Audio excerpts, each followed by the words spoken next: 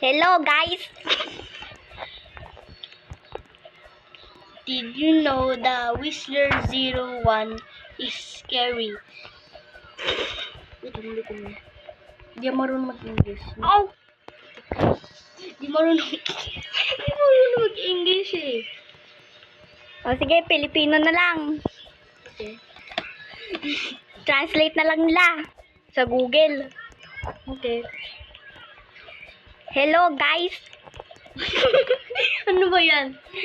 Hello guys, may papakwento sa inyo. Meron nung lalaki na Whistler 01 sa Pilipinas siya. Nakakatakot. Napunta siya sa Roblox, pero totoong buhay siya. Yung totoong pangalan niya, para siyang babae.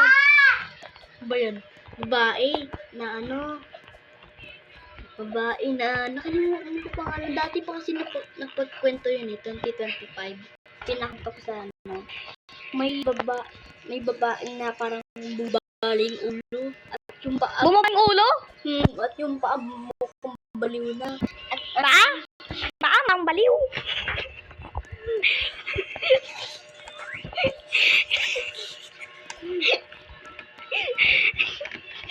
Ganun yun eh.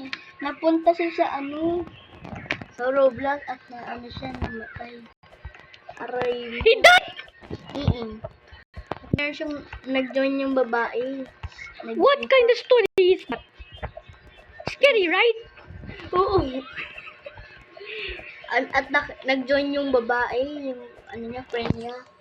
At nakita niyo mukha niya mukhang real life. Real life? Tatawa siya. At naging buto yung nakakatawa kagaya ni Mickey Mouse, kamukha ni Mickey Mouse.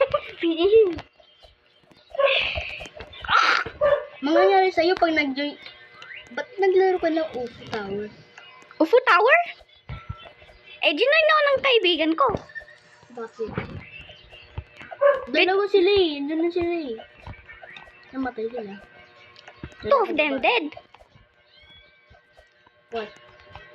Wait lang. Makikita mo yun dito makikita mo yun sa red.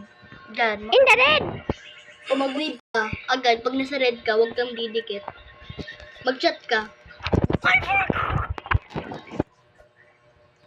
Okay na po. Yun yung kulto. Pero nakakatakot. Huwag ka mapunta sa red. Pero kailangan mo sa 2028. 2028?